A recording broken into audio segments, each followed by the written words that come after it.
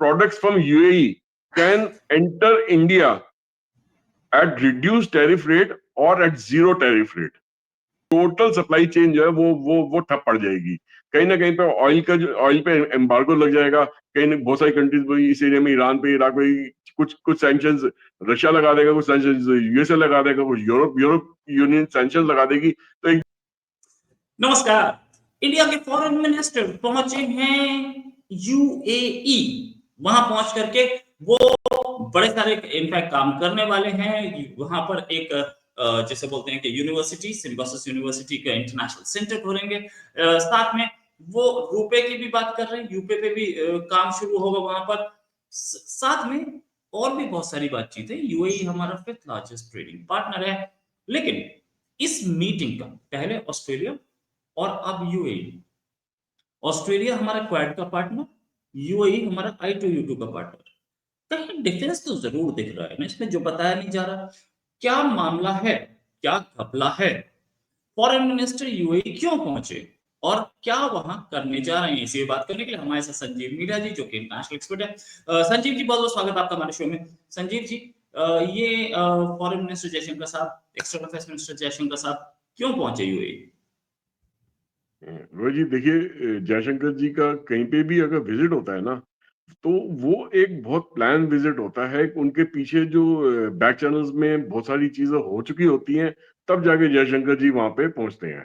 तो अभी तो जो दुनिया के सामने जो चीज आ रही है, वो ये है कि वहां पे दुबई के अंदर जो अपना जो इंडिया ने अपने कोलैबोरेशन के थ्रू कई एरियाज में वहां पे इनके साथ अपनी ट्रेड रिलेशंस बढ़ाए हैं, जैसे फिनटेक के अंदर, रिन्यूएबल एनर्जी के अंदर, इंफ्रास्ट्रक्चर के अंदर, डिफेंस के अंदर और एजुकेशन के अंदर। तो उसी उसी के तहत इन्होंने वहां पे ये सिम्बायोसिस यूनिवर्सिटी का जो इंटरनेशनल कैंपस है दुबई में, उसको लॉन्च करने के लिए उसके ओपनिंग पे गए हुए थे। तो जिससे जिससे कि आपस में दोनों नेशन का जो एक्सचेंज है, एक्सचेंज इन कल्चरल रिलेशन है, या एजुकेशन जो एक्सचेंज प्रोग्राम्स होते हैं, या वहाँ के इंडियन डायस्पोरा को वहाँ पे एक अच्छी एजुकेशन प्रोवाइड करना, साथ में यूएई के डायस्पोरा सिटीजन्स को भी जो वहाँ पे जो अच्छी एजुकेशन, इंटरनेशनल एजुकेशन प्रोवाइड करना, उसके तहत ये यूनिवर्सिटी वहाँ पे खोली गई है। तो ये पहली एजुकेशन इंस्टीट्यूशन नहीं है जो इंडिया की तरफ से खोली गई है रोहित जी। इससे पहले आईआईटी दिल्ली का कैंपस भी वहाँ पे आबू धाबी में खुल चुका है, और मणिपाल यूनिवर्सिटी का कैंपस भी वहाँ पे है, बिट्स पिलानी भी है वहाँ पे, और एमआईटी यूनिवर्सिटी भी है। तो ये सिम्बायोसिस उसी लाइन में उसी लाइन में वहाँ पे एक नई यूनिवर्सिटी वहाँ पे खोली गई है। इसके अलावा एजुकेशन के अंदर लगभग 100 इंडियन स्कूल्स भी हैं यूएई में, जो सीबीएसई के बोर्ड के साथ जुड़े हुए हैं और केरला बोर्ड के करिकुलम को भी पढ़ाते हैं। और वो बेसिकली इंडियन डायस्पोरा जो है वहाँ पे, प्लस वहाँ के जो सिटीजन है यूएई के, उनको एक अच्छी एजुकेशन स्कूल लेवल पे प्रोवाइड करने के लिए खोला गया है। तो कई सारे इंडियन स्कूल्स हैं जो कि बहुत फेमस स्कूल्स हैं यहाँ के, दिल्ली के और मुंबई के और साउथ साउथ केरला साइड के, बेंगलोर साइड के, जहाँ पे उन्होंने अपने कैंपसेस वहाँ पे खोल रखे हैं। मगर क्या ये जो जयशंकर जी का जो विजिट है, सिर्फ एक एजुकेशनल कैंपस खोलने के लिए, यूनिवर्सिटी कैंपस खोलने के लिए था? ये तो कोई भी कर सकता था। एक जूनियर मिनिस्टर भी यहाँ से जा सकता था, एजुकेशन मिनिस्टर भी यहाँ से जा सकता था उस कैंपस की ओपनिंग के लिए, उसको इनॉग्रेट करने के लिए। तो एक हाईएस्ट लेवल का जो एक मिनिस्टर, इंडिया से फॉरेन मिनिस्टर के लेवल का, क्यों गया वहां पे उसने? क्योंकि देखिए, इंडिया यूएई वहां पे I2U2 की जो वहां पे मेंबरशिप है, उसके भी दोनों मेंबर्स हैं। पिछले दिनों जयशंकर जी की जो विजिट ऑस्ट्रेलिया में हुई, वो क्वाड के भी दोनों मेंबर्स हैं।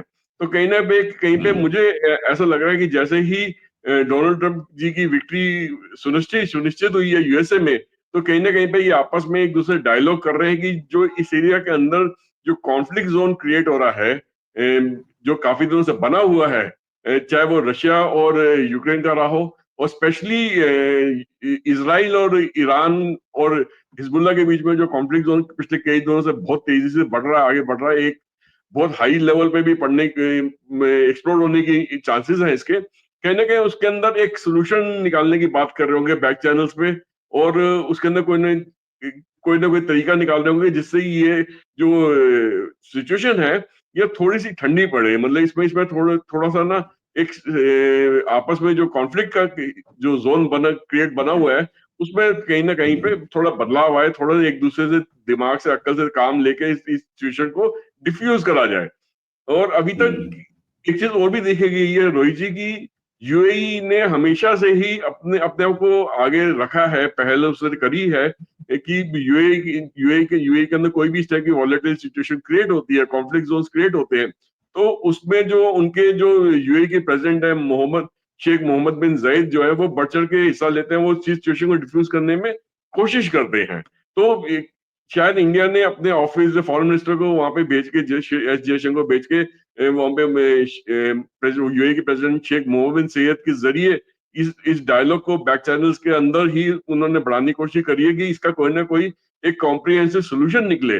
क्योंकि अगर सोल्यूशन नहीं निकलता है रोहित जी, तो अगर वॉर जोन ज्यादा फ्लेयर अप हो जाता है, तो इस एरिया में जो टोटल जो ट्रांजिट रूट्स हैं माल के आने जाने के शिप्स के जरिए, वो पूरा इफेक्ट हो जाता है, चाहे रोड हो, चाहे शिप्स हो, चाहे रेल हो, वो पूरा इफेक्ट हो जाता है। और हम अच्छी तरह जानते हैं कि देखिए, अगर ईरान के अंदर कॉन्फ्लिक्ट ज्यादा बढ़ता है, तो इंडिया का जो ऑयल अभी रशिया से जो आ रहा है, वो वाया ईरान होके इंडिया आता है, बाई रोड तक ईरान के पोर्ट तक आता है, चार बार पोर्ट तक जाता है, वहां से फिर इंडिया में बाई शिप जाता है, मुंबई तक जाता है।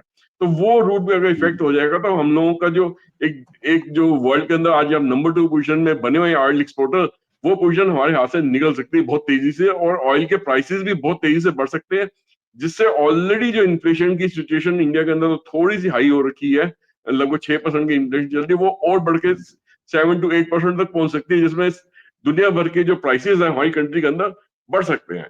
तो इंडिया इंडिया का खुद का जो एक फायदा मद्देनजर रखते हुए, यूएई का भी फायदा नजर नजर मतलब उसको इस चीज में लेते हुए, इन्होंने आपस में बैठ के बैक चैनल्स पे 100% बातचीत करी है कि इस इशू को डिफ्यूज कैसे करा जाए, ताकि इन्फ्लेशन जो है, प्राइसेस जो है, अननेसेसरली ना बढ़े और हमारी कंट्री की इकोनॉमी को इफेक्ट ना आए, नेगेटिव इफेक्ट ना आए। राइट। प्राइम मिनिस्टर मोदी की अगर मैं जब से वो प्राइम मिनिस्टर बने हैं तब से मैं देखूं, तो उन्होंने सबसे ज्यादा विजिट कहाँ की, वो किन कंट्रीज पे की? अमेरिका अब तक 9 विजिट कर चुके हैं, 11-10 साल हो चुके हैं, 9 विजिट वो कर चुके हैं। एक साल जो था वो कोविड का था, तो मान लेते हैं हर साल ऑन एन एवरेज हर साल एक विजिट हो रहा है। 7 विजिट उन्होंने किए हैं, फ्रांस, जापान, रशिया और यूएई, ये 4 कंट्रीज। फ्रांस क्यों? क्योंकि फ्रांस से हमें टेक्नोलॉजी मिलती है, फ्रांस से हमें सैफरान इंजन मिल सकता है, फ्रांस से हम Kalvari class Scorpion class submarines ले रहे हैं, फ्रांस से ही हम दूसरी टेक्नोलॉजी ले रहे हैं, फ्रांस से हमें हो सकता है कि कलवरी की एडवांस्ड वर्जन मिले। जापान, जापान से हम क्वाड में हैं, जापान से न्यूट्रलाइज कर सकते हैं या करते हैं कहीं ना कहीं हम चाइना को। रशिया, रशिया हमारा मिलिट्री हार्डवेयर जो है ज्यादातर रशिया से आता है। यूएई, यूएई एक ऐसा कंट्री है जहां से ना तो हमारे ट्रेडिशनल लिंक्स थे, ना हमारे हार्डवेयर लेते हैं मिलिट्री हार्डवेयर, ना उनसे हम कोई टेक्नोलॉजी ले रहे हैं। यूएई की स्ट्रेटेजिक लोकेशन, यूएई कोई इतनी बड़ी इकोनॉमी नहीं है जिससे हमारी इकोनॉमी बूम मार जाए। यूएई की स्ट्रेटेजिक लोकेशन, और यूएई की स्ट्रेटेजिक लोकेशन की वजह से, क्योंकि उस साइड उस एरिया में चाइना बहुत इन्फ्लुएंस बढ़ा रहा है, इसलिए ज्यादा विजिट्स हो रहे हैं। ये संजीव जी, ये जो विजिट है एक्सटर्नल अफेयर्स मिनिस्टर की, क्या हमारा जो कॉरिडोर बन रहा है उसके लिए भी कहीं कहीं बातचीत हो रही है? देखिए यहाँ से जो हमारा कॉरिडोर जो क्रिएट करने की कोशिश कर रहे हैं, कि यहाँ से ओमान, ओमान से यूएई से सुएज कैनाल होते हुए वहां पे ग्रीस तक वो बाय सी वो कॉरिडोर जाएगा, वो ग्रीस में से वो कॉरिडोर बाय रोड या रेल होते हुए वो पूरे यूरोप के अंदर से निकलते हुए और यूके तक जाएगा। तो वो जो कॉरिडोर था, कि उसको जो डेवलप करने की बात कर रहे हैं, कि एक सी रूट डेवलप हो जाए, और साथ में आगे रोड और रेल रूट भी डेवलप हो जाए, ताकि यूरोपियन मार्केट में हमारे हमारे जितने भी प्रोडक्ट्स एंड सर्विसेज हैं, उसका उसका जो एक्सेस हमें मिल जाए उस एरिया के अंदर। क्योंकि साथ ही साथ हमारी यूरोपियन यूनियन के साथ भी अंदर ही अंदर बातचीत चल रही है, बैक चैनल पे बातचीत चल रही है, कि एक दूसरे के साथ वो हम एक मोस्ट फेवर्ड नेशन की जो बात कर रहे हैं, एक बिजनेस डायलॉग की बात कर रहे हैं एक दूसरे से, एक दूसरे की मार्केट को एक्सेस करने की बात कर रहे हैं, तो उसके अंदर भी वो बातचीत चल रही है। अब देखिए रोहित जी, आप एक चीज तो देखिए कि 2015 से पहले जब हाँ, इंडिया के अंदर कांग्रेस गवर्नमेंट का राज कितने लगातार कितने सालों तक चलता रहा, तो तब तक तो किसी भी गवर्नमेंट ने यूएई पे जाने का साहस नहीं दिखाया, तवज्जो नहीं दिया इस बात को। कहीं ना कहीं पे उस टाइम पे इंडिया की पॉलिसी कुछ इस प्रकार होती थी कि अगर यूएई जाएंगे तो वो इंडिया का जो प्राइम मिनिस्टर होगा या जो मिनिस्टर होगा, वो साथ में गाजा भी जाएगा, लेबनान भी जाएगा, हिजबुल्लाह को भी विजिट करेगा। तो कहीं पे वो दिखाने की कोशिश करते थे कि हम तो सेकुलर, हम किसी की तरफ है ही नहीं। पैलेस्टीनियन भी जाते थे वहां से। तो मगर मोदी जी के आने के बाद 2014 में मोदी जी ने ये पॉलिसी को चेंज करा। उन्होंने 2015 में यूएई में एक इस तरह के प्राइम मिनिस्टर बने जो उन्होंने 35 साल के बाद, 34 साल के बाद उस एरिया में विजिट करा। मतलब उससे पहले कोई कोई स्टेट विजिट, टॉप लेवल की स्टेट विजिट होती ही नहीं थी। ये जो 2015 में इंडिया की जो विजिट हुई, जो ये एक टर्निंग पॉइंट बना है हमारी बायलैटरल रिलेशनशिप को स्ट्रेंथन करने के लिए, और साथ में ही कॉम्प्रिहेंसिव स्ट्रेटेजिक पार्टनरशिप को आगे बढ़ाने के लिए। यूएई, इंडिया समझ चुकी थी कि अगर यूएई की जो बढ़ती इकोनॉमी है, टोटल यूएई के जो सातों अमीरात है, वहां की सबकी इकोनॉमी बहुत तेजी से बढ़ रही है, जिसमें Dubai is the jewel in the crown. तो उनके साथ अगर हम संबंध अपने नहीं ठीक रखेंगे, तो कोई ना कोई वैक्यूम उसका आके फिलअप करेगा। और चाइना वहां पे अपनी ऑलरेडी से गिद्ध की धाक बना के बैठा हुआ था, गिद्ध की नजर बना के बैठा हुआ था, वो वहां पे अपना इन्फ्लुएंस धीरे धीरे बढ़ाता चला जा रहा था। और इंडिया अगर उस इन्फ्लुएंस को नहीं, उस स्टेज पे अपॉर्चुनिटी को नहीं ग्रैब करती, तो शायद आज इंडिया को यूएई में कोई पूछने वाला ही नहीं होता। यहाँ के वर्कर्स सिर्फ वर्कर के तौर पे वहां जाते, काम कमाते, वापस आ जाते। मगर ऐसा नहीं है। इन्होंने इन्होंने लगभग लगभग 2022 के अंदर रोहित जी, इन्होंने एक कॉम्प्रिहेंसिव इकोनॉमिक पार्टनरशिप एग्रीमेंट भी साइन करा, जिसको सीईपीए के नाम से बुलाया जाता है। अब इसके अंदर आप देखिए कि कितने कितने बहुत अच्छे से काम हुए हैं इस एग्रीमेंट के अंदर। इस कॉम्प्रिहेंसिव जो जो इन्होंने साइन करा है, एग्रीमेंट साइन करा है, इकोनॉमिक पार्टनरशिप एग्रीमेंट साइन करा है, उसमें लगभग लगभग 80% products from UAE can enter India at reduce tariff rate और एट जीरो टैरिफ रेट।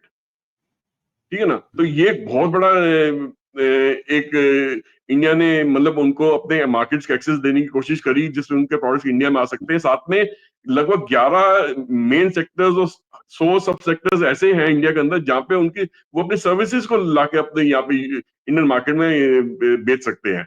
और ऐसा एक एग्रीमेंट ने एक चीज का इंश्योर करा कि कोई भी नॉन डिस्क्रिमिनेटरी एनवायरमेंट हो, या क्रॉस बॉर्डर कोई भी ट्रेड टेंशन हो, या अननेसेसरी टेक्निकल बैरियर्स हो, उन सब इन सबको इस एग्रीमेंट के अंदर उन्होंने खत्म कर दिया। तो इस टाइप के एग्रीमेंट से इंडिया के जो रिलेशनशिप है यूएई का, वो हर साल ना एक एक कदम आगे बढ़ता गया। और आज की डेट में शायद ये दोनों रीजन जो है, एक दूसरे की सपोर्ट के बगैर आगे बढ़ नहीं सकते।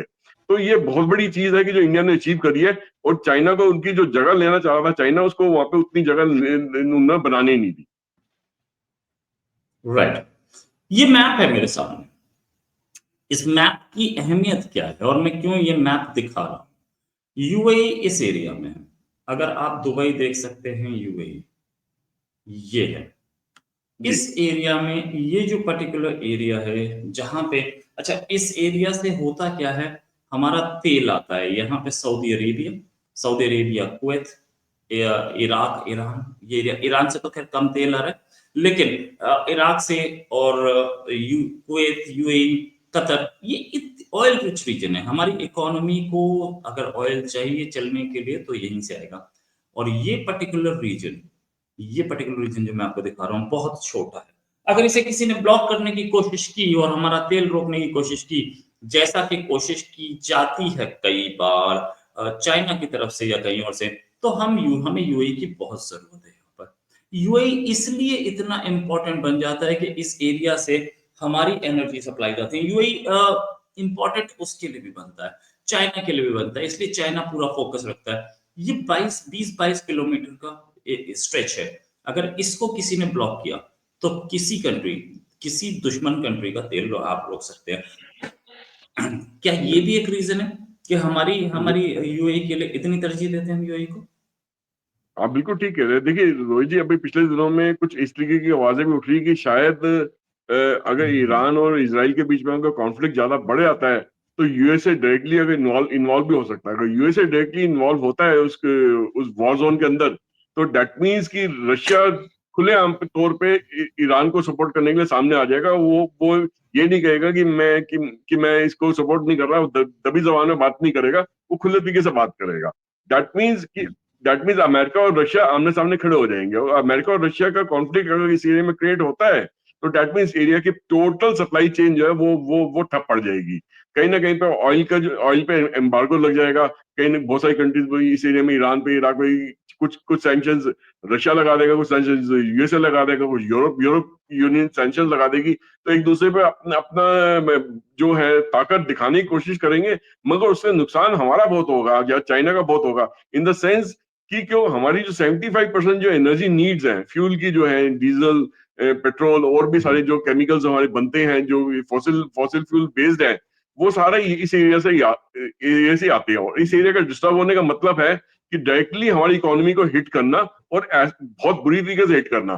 तो शायद उसी वजह से शायद जयशंकर जी ने वहां पे यूएई में गए हैं कि भी वो अपने लिए शायद एश्योरेंस चाह रहे हो कि किसी भी तरीके से जो वहां के जो प्रेसिडेंट है वो इस सिचुएशन को डिफ्यूज करने में अगर मदद करते हैं, तो उसमें ना ही यूएई का फायदा होगा, इंडिया का भी बहुत बड़ा फायदा होगा इसके अंदर। Right, right. Thanks a lot Sanjeev ji for joining.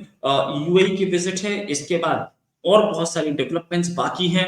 Prime minister की कुछ विजिट्स भी अभी आ रही हैं। इस समय प्राइम मिनिस्टर अपने खुद ही अपनी इंटरनेशनल विजिट पे हैं। हमें जैसे जैसे खबर मिलती जाएगी हम बात करते जाएंगे।